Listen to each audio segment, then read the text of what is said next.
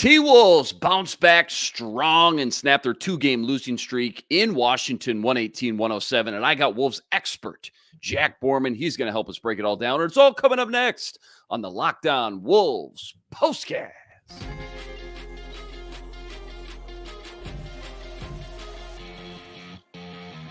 You are Locked On Wolves POSTCAST, part of Locked On Minnesota on the Locked On Podcast Network. Your team every day. What's up? What's up? Back in the lab, back at it. Another T-Wolves POSTCAST episode right here on the Locked On Sports Minnesota Network. You got myself, Luke Inman, at Luke_Spinman. See that? That's the man, Jack Borman on Twitter, at JRBorman13. And Jack, before we get into all the action, quick reminder, tonight's episode brought to you by FanDuel. Make every moment more with America's #1 sportsbook and official sportsbook partner of the NBA. Right now, new customers, you're getting $150 in bonus bets with any $5 bet. $150 when you bet just $5. Check it all out. Visit FanDuel.com/LockedOnNBA. All right, man. It was just the second 2-game losing streak for the Wolves all season. I know we'll dive into Monday's game just a little bit. I know you and I haven't talked quite yet, and it's still kind of fresh on people's minds. That was the buzz around town the last few nights. Wolves come into the first half tonight, though, shooting a putrid, I want to say it was 36% going into the locker room, but luckily they were able to cash in on just a multitude of sloppy turnovers by the Wizards, 16-2 advantage. And it's kind of scary to think what this game would have looked like without that, just because they were so ice cold from the floor on top of missing, easy layups left and right too. So if ice cold shooting was the bad, I guess the good was finally having a game where they crushed the turnover battle for once, which is something we've just been banging the table for all year. But you tell us, Jack, give us your big takeaways, and I guess what a win like this means for the Wolves team that maybe seemed to lose their mojo and swag just a little bit the past 2 games. Yeah, I think you hit the 2 things right there. The first one for me was, obviously they just missed a lot of shots tonight, right? I mean, the Timberwolves tonight ended up getting it up above 40%. They were 42 of 100, nice and easy math there, 42%. They were just 28% from 3, one of their worst 3-point shooting games of the season. But they really made up for it on the offensive glass. They had 15 offensive rebounds, 19 second chance points. Rudy Gobert had almost half of those.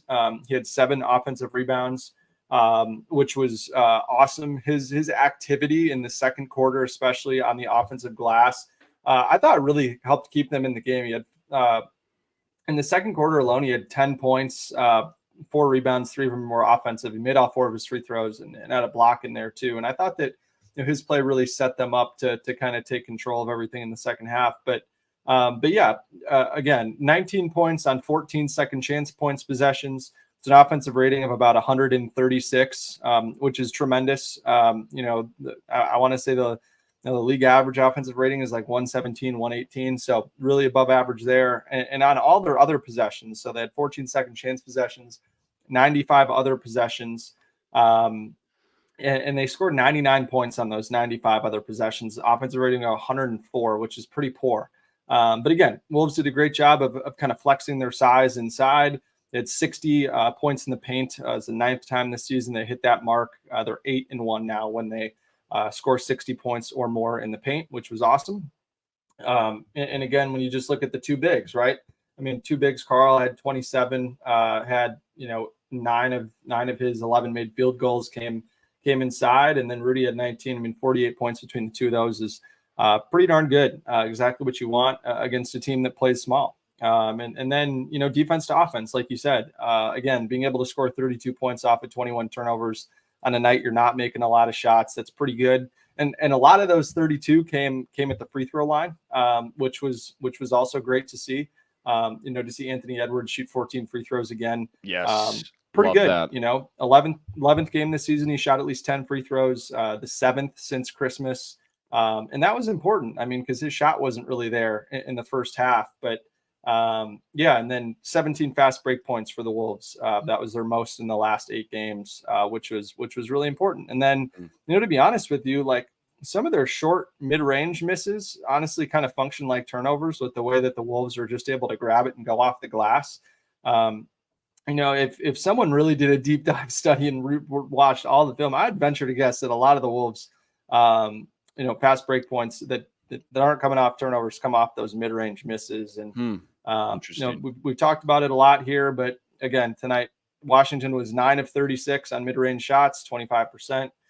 They were 28 of 41, almost 70% on shots that either came at the rim or from beyond the arc. Wow. So the Wolves did a really good job of making sure that the mid-range shot took almost 50% of that shot profile, which is really important against a Wizards team that I believe is third in terms of their efficiency at the rim. So being able to keep them short of the rim and force them to take mid-range shots was great, and really helped kind of get them out and going in the fast break. I'm not going to call it scary, but heading into tonight, you got a similar situation we had to Monday in the sense that, okay, on paper, you're playing a team that doesn't even have double-digit wins. You're the heavy favorite, and then you find out Mike Conley's not playing again, and all of a sudden you start to maybe mentally prepare for a closer game than should be expected. And then you added the fact, and I didn't know this, but the Wolves had lost 7 in a row to Washington, and they were 4-10 in their last 14 versus the Wizards. And you just start to, as a Wolves fan, right, muscle memory, start to psych yourself up a little bit.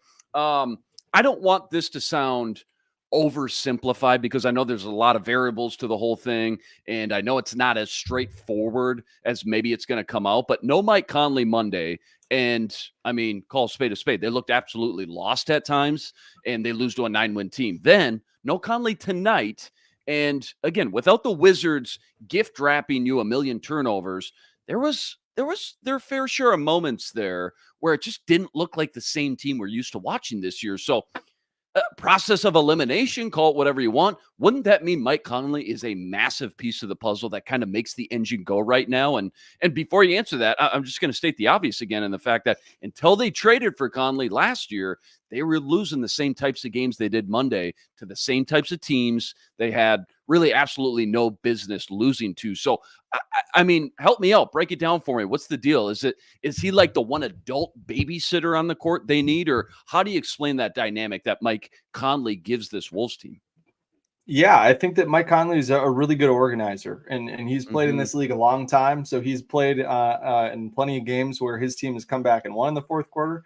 He's played on plenty of teams where they've blown it in the fourth quarter. He's played on plenty of teams that have had a lead in the fourth quarter and extended it to the finish line. And so he's played in all these types of games, kind of knows now. He's been on the team for a year, a full calendar year now almost, and knows what all these guys like to do, where they like to have the ball, where they like to shoot it, drive it from, all these types of things. And the other part of Mike Conley that's pretty damn important too, Mike Conley is like a 50% catch and shoot 3-point shooter this season. Wow. Which is elite. Is that one of his career highs? I mean, he's honestly been a tremendous catch and shoot 3-point guy for really the last handful of years as he's gotten older, but I believe it is his career best year. And so honestly, like, they just missed that element of Mike Conley too. I think everyone talks about the turnovers as this huge problem. You go back and look at the game against Boston, like they only had like 8 turnovers that whole game. If you look at the game against Charlotte, they only had 2 turnovers in the fourth quarter.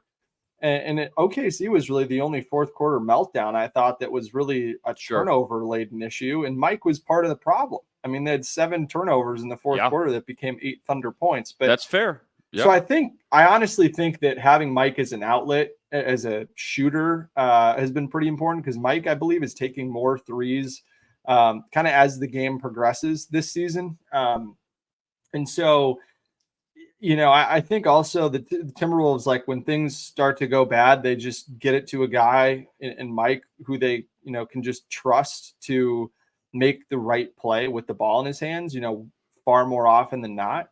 And when they don't, I think maybe they've gotten a little too reliant upon him in that department. And so when he's not there, I think it becomes a little bit more helter-skelter, cat or ant kind of saying, oh, well, I feel like I got to make a play now that little Mike's hero not ball here. going on there. Yeah. And I honestly think that, like, Finch being willing to put Jordan McLaughlin in the game, as long as the other team isn't a huge team, is something that, that I would have liked to see a little bit of, at least in that Charlotte game. But again, like, Nickeil Alexander-Walker has been awesome, especially defensively. And I think when you're playing defense the way that you were in that game specifically, you're kind of hoping that having Na and Jaden out there at the same, and Kyle Anderson too, when he was playing offense, defense for Cat, having those three guys out there at the same time could have at least stemmed the tide defensively. But that didn't happen. And so I honestly thought that the defense was much more of a problem against Charlotte than the offense. Like, yes, obviously you want to make more shots. Yes, you want to, kind of have those guys abandon their chase for 70 or whatever they wanted to get Carl earlier in that game. But again, tonight, I think it was just more of a function of Ant just kind of played hero ball a little bit, right? Mm-hmm. And so, when we all love Ant hero ball when their shots are going in, but when the shots aren't going in, you turn it over a couple times like he did. It just doesn't look as great. And so, credit to Washington too. In that third quarter, they played a zone and the Wolves scored on 3 of their 4 possessions against the zone. And then they went back to a man-to-man, and the Wolves kind of struggled a little bit. And so they did a good job of kind of throwing some different looks at the Wolves, defensively, which I think made it a little difficult. But the Wolves also just missed shots in the fourth quarter, missed some open shots. But again, did a great job crashing the glass, getting downhill, getting to the free throw line to help kind of get this one to the finish line. Yeah, well said. That makes a lot of sense too, by the way. Great breakdown there. 29th double-double of the season by Rudy tonight. He finishes with 19 points, 16 boards, as you mentioned. So just another great game by him down low. And we just talked about not having Conley, maybe his veteran presence out on the court, offensive shooting once in a while. Without Rudy tonight, it almost felt like they would have been down double digits at half and would have had to battle and claw their way back. I know you already touched on some of the stats and the analytics, but I guess talk to us a little bit more about his play tonight, a little bit more in depth, and just, what he's doing for this team on both ends of the court right now. Yeah, I think the biggest thing for Rudy is he makes everything tough on the offensive, Yes. I guess the offensive glass while the Wolves are on offense, but that makes it really difficult for opposing teams to collect defensive rebounds. And that kind of wears on you over time, right? Because if other guys and the Wolves are kind of realizing that, the Wizards are now devoting 2 or 3 guys to try to keep Rudy off the offensive glass, it creates opportunities for guys like Nickeil Alexander-Walker to kind of crash from the corner a little bit and get offensive rebounds. And so when that happens,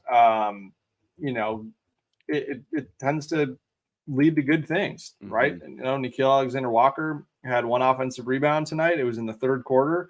And it was after an Anthony Edwards missed 3 because 2 or 3 guys were on Gobert, got the rebound, kicked it right back out to Ant. Ant made the 3 to get the Wolves back up in front. And that was kind of, the play that I think that really kickstarted the Wolves kind of grabbing control of the game. And so it's just those little types of things that Gobert does that wears on you, that can create these moments, these opportunities for other guys to make a play on the offensive glass that can help get the team going. And so not only does Rudy create all these open looks for Ant and open runways for Ant to get to the rim in pick and roll when he's setting screens, he's also a great off-ball screen setter. But really, it's just his offensive activity on the glass that just wears on a team and like I said, creates opportunities for the other guys to come in and rebound. And then too, he draws fouls on those offensive rebound attempts as well. Yeah. Which is really important as, team fouls. It helps get the Wolves in the bonus, which is great. And was a huge reason why Daniel Gafford, their starting center, was in foul trouble and eventually fouled out of this game, was just because of what he was doing on the glass and made it really tough for Gafford. So a great game for Rudy Gobert. Tonight was the king of doing all the little things. And again, like you said, another night where, or like I said earlier, another night where Rudy Gobert's presence on the defensive end causes a lot of Wizards players to stop short of the rim, stay in that kind of 4 to 10 foot short mid-range area.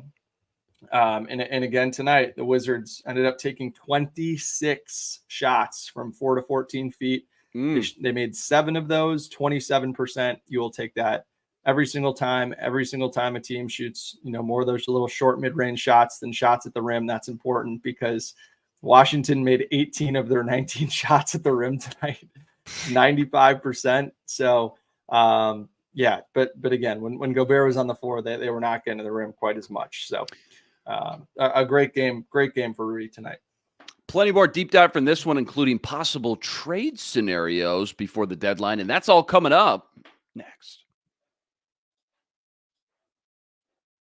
Quick reminder, tonight's episode brought to you by BetterHelp. What are some things you want to keep the same about yourself or about your life in 2024? Where are you already crushing it? Try ditching the New Year's resolutions and start expanding on what you already do right. Maybe that's organizing the closet or the garage. I know that's something that I'm just terrible about. Well, therapy can help you find your best strengths and maximize your own specific skill sets so you can finally ditch the extreme resolutions. Instead, therapy can help you make changes that really stick over the long term once and for all. If you've been thinking about starting therapy, give BetterHelp a try. It's entirely online and it's designed to be convenient, flexible, and suited for your time frame. And it's so easy. All you got to do, fill out a brief questionnaire, get matched up with a licensed therapist, and you can switch therapists at any time at no additional charge. It's time to start celebrating the progress you've already made. Visit BetterHelp.com/LockedOnNBA to get 10% off your first month.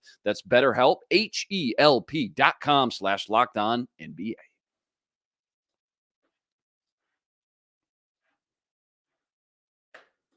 Okay, what else just kind of did you observe tonight? Just combing through the box score. I mean, Ant, good bounce back game after going 3 for 11.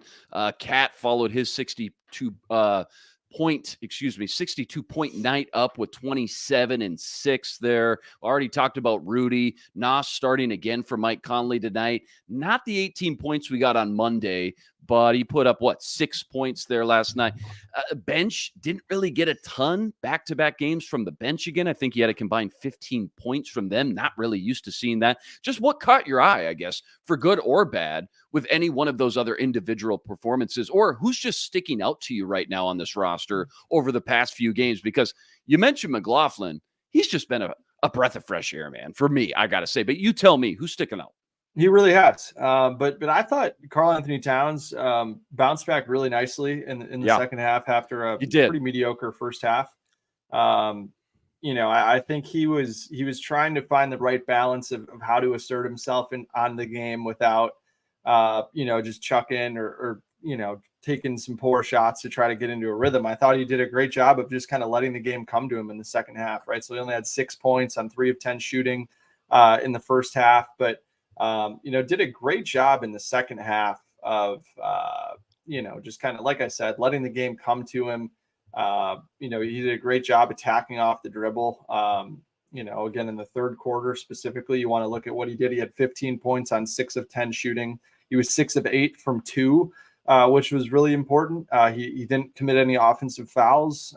He didn't have any turnovers, while, a lot of his work came while he was driving or in post-up situations where a lot of his offensive fouls and turnovers have come. So it was nice for him to, really effectively use his strength without fouling. And then finishing strong inside was really important for Karl. And so ended up having 15 points, like I said, in that third quarter, and was really key to the Timberwolves kind of finding a rhythm. And then, as a result of that, the Wizards then tried to play a zone, which, then we got Kyle Anderson in the middle of the zone and kind of diced things up. And that was just really helpful, I think, to help get other guys going, like Jaden McDaniels kind of did the equivalent of when, a guy kind of at the lake is throwing this huge wake and you just kind of ride the waves behind it. Did a great job just kind of having 2 points here, 2 points there to kind of, help turn a little 4-0 run into a 6-0 run or make a 5-point lead, a 7-point lead, things like that. So for Karl to have 21 points on 8 of 12 field goals in the second half with no turnovers is about as good as you can get from Karl, especially when he's not turning it over and he's taking most of his shots from inside the 3-point line. That's always a great thing. And then the one other note that I had, or I guess with Karl specifically, I thought it was really great to see, really great to see Karl kind of take over in the third. And then when he went to the bench at the start of the fourth quarter, to see Ant kind of assert himself and make plays happen, I thought was really good. That the Timberwolves could kind of have one kind of lead dog scorer out there at all times was really helpful after Ant went to the bench in the third quarter with foul trouble. But yeah, I mean, and then the other point that you mentioned that I had written down here that I wanted to talk about a little bit and can kind of segue into what we want to talk about with the trade deadline coming up here in a couple of weeks is, the Timberwolves only had 15 bench points, and for them to lose 44-15 to a team that really, doesn't have a whole lot of better bench scoring options than the Wolves do. Corey Kispert's a guy that can light it up and kind of get going from three, but he only had 7 points tonight. I mean, Marvin Bagley, they just traded for him a few days ago, maybe 3-4 games ago. He's been awesome for them since he arrived. I mean, he had 17 points and 7 of 8 shooting to go along with 15 rebounds, and he could have had a lot more. I mean, he was 3 of 8 from the free throw line. I mean, Marvin Bagley outscored the Wolves bench by himself. Naz Reid and Shake Milton, just saw that comment come up about Shake. 7 points on 3 of 14 shooting. That's anytime you have twice as many attempts as points, or shot attempts as points, you're doing something wrong.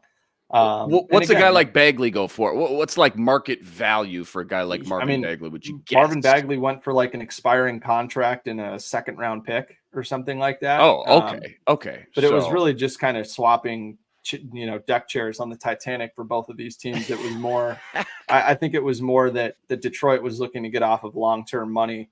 For sure. Okay. And so, that obviously was part of the calculus there. But I think, Shake Milton has been in the game. Obviously, Mike Conley wasn't there, so he was kind of taking some of those rotation minutes from Conley. But I also don't think it's a coincidence that Mike Conley has missed a couple of games.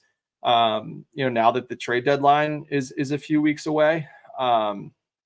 In part because I think the Wolves are trying to give a little bit more run to Shake Milton to see if Shake Milton, can be, what he was for the Sixers for 4 years here in Minnesota. And it hasn't worked out that way so far. And I think, if Shake were to have played better, I'm not going to say that would have changed their decision on whether they would move him or not move him. But maybe it, can help, nudge a team that you're trying to trade with and say, hey, look, well, he's kind of finding a rhythm here. Sure. Maybe he can continue that with your group, things like that. So Jaden wants to know, what do you think about Tyus? Jaden wants to know about Tyus. Bring him home, bring him back. What do you think? I obviously, I've met Tyus. He's a great dude. Spent a little bit of time with him. His aunt was the athletic director at my high school when I was in high school. That's awesome. Has a great family, awesome guy, really well-liked teammate, would fit really well in this Wolves team. We feel the butt coming. But, Tyus Jones is a guy that's probably going to command a first-round pick. The Wolves don't have any available. Oh, wow. Okay. And the other part of it, too, is that, Tyus Jones would be a rental. He would not re-sign in Minnesota, and that's not because, he wouldn't want to be here.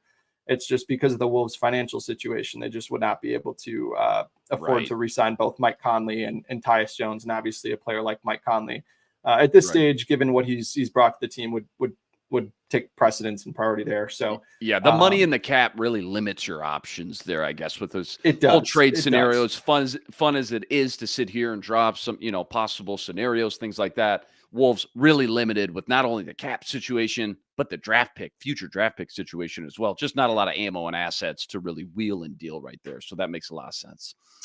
Quick look at the schedule and what's on deck moving forward. That's all coming up right after this.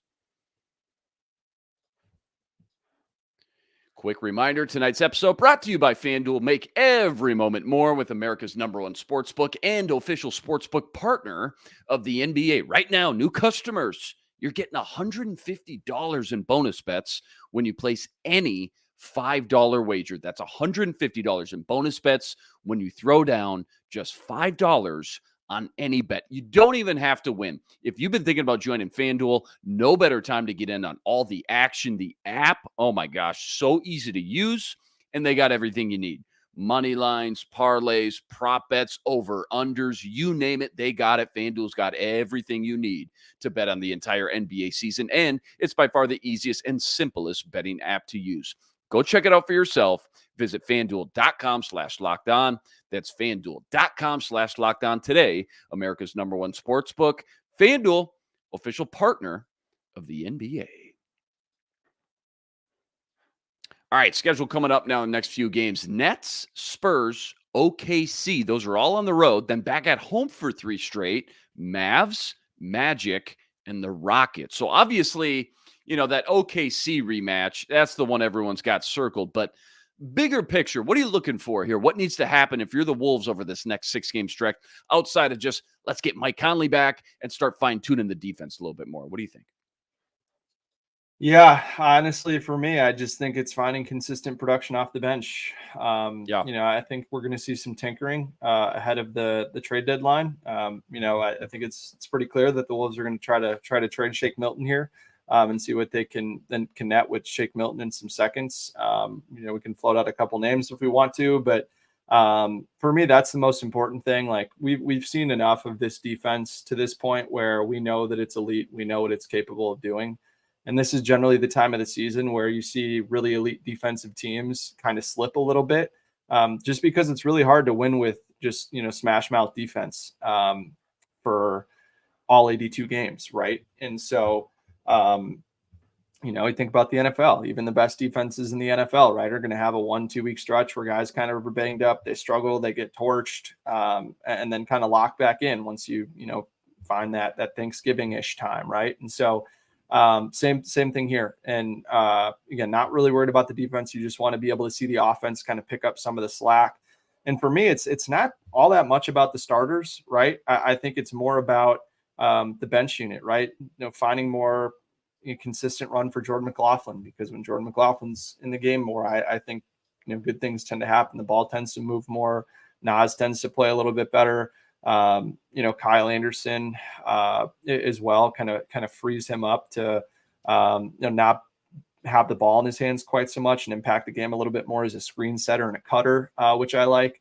And honestly too, like I would love to see more of Troy Brown Jr. I don't really think that Troy Brown Jr. has done anything really wrong to warrant him not playing very many minutes. I think he's a really useful rotation player earlier in the season for the Timberwolves, really useful for the Lakers last season. And so I'd like to see him give more run as a guy that obviously isn't going to bring you Kyle Anderson level defense, but is a guy that could help space the floor, score a few more points on nights when your defense isn't there, and Kyle may not have his A game defensively. Just see let him loose. Say, hey man, go take 3-4 shots, see what happens, and just kind of let it rip. So that'll be fun to see, hopefully. But yeah, it's all about offense and continuing to try to find some consistency off the bench here. And if they don't, then Tim Connolly's got his work cut out for him ahead of the trade deadline, which is 2 weeks from tomorrow. So. Last one, need your quick 30, 60 seconds at the most on Cat's record-setting night Monday. 62 points, 44 in the first half. Starts the game 8 for 8 from 3. Target center was just on fire. And now he's one of 6 NBA players to have multiple 60-point games in their career. Absolutely unbelievable. Forget about the loss just for a minute and tell us how truly special that was. Because, dude, when you're a fan of one specific team like we are, you just don't get to see that more than a few times in your entire life, if you're lucky. So how'd he do it, and just how talented and special is that dude? Yeah, I was really pleased that the first 3 quarters he had 58 points, obviously, which is incredible, but all of it seemingly came within the flow of the offense. Like there weren't that many of his shots in the first half, obviously scoring 44 in the first half, most in the, shot tracking play-by-play era, almost, going back almost 30 years. It was awesome, but he not a lot really forced, not a lot of forced forcing shots it. It was just kind of getting the ball to him in spots where he's really successful. Obviously made 8 threes in the first half, was awesome. Was 8 for 8. But I think the fact that all of it came within the flow, he was aggressive, he was spacing the floor. He really started with his 3-point shooting and then, got on the block, and it was just a situation where the Hornets didn't have anybody that could guard him. Right. And he just took full advantage. It was kind of the same script as what happened in the Spurs game last year. He didn't have a 32-point quarter like he did last year against the Spurs, which is awesome. But it was just really sustained in rhythm success. And then we kind of saw it happen in the fourth quarter. But I don't blame those guys one bit for what happened. I talked about that on the basketball party today. if you're looking for someone to get all mad and up in arms that the Timberwolves lost that game, I'm not that guy. I was thoroughly entertained. I get it. The I get NBA both is an sides. entertainment product. It's mid-January. Guys are looking for reasons to have fun in these games or looking forward to the All-Star break. Just a one-off. Like you said, not many opportunities for, us as fans to be able to watch a guy score 62, but also these teammates to help a guy, keep feeding a guy and help him, have a historic scoring night like that. I'm sure was, a lot of fun for them too, up until the fourth quarter. Right. Well done tonight. As always, Wolves bounce back, snap the 2-game losing streak. They beat Washington 118-107. They moved to 31-13 on the year. Now tied with OKC for the lead in the West. Wolves win tonight. OKC playing the Spurs. They're in the second quarter as we speak. Back on the road with the Nets tomorrow night to finish the back-to-back. Tip-off 6:30 p.m. Central Standard Time. And again, another rematch with OKC just 3 games away. As always, a huge shout-out to everyone that joined us in the postcast. Always love the feedback and comments after every game. And rest assured, we'll be back each and every game, same time, same place right here to break it all down. And remember, go check out all Jack's work on Twitter at JRBorman13. And make sure you go check out him on the Minnesota Basketball Party, as mentioned, with the full crew. You got Sam Ekstrom, Gophers legend Ron Johnson, Carol Evans, Reggie Wilson. That's each and every Wednesday afternoon. And if you haven't already, Ben Beacon, still ripping it up over on the Locked On Wolves podcast each and every day too. Hey, you mentioned the brand new Basketball Party episode dropped today. Can't wait to check it out. What's the big talkers? Give us a little quick tease before we get out of here. Talked a lot about that Charlotte game for the people that are interested in that one, and kind of talked too. Drew some parallels between Karl Anthony Towns and Joel Embiid and how they're similar, how they're different, and kind of what's enabled Joel Embiid to take this huge step forward as an MVP candidate, and why Cat hasn't necessarily been able to get there. So. Love it. Love it. Make sure to check that out each and every Wednesday afternoon. That'll do it for us tonight. He's Jack Borman. I'm Luke Inman on Twitter at Luke_Spinman. Until next time, signing out.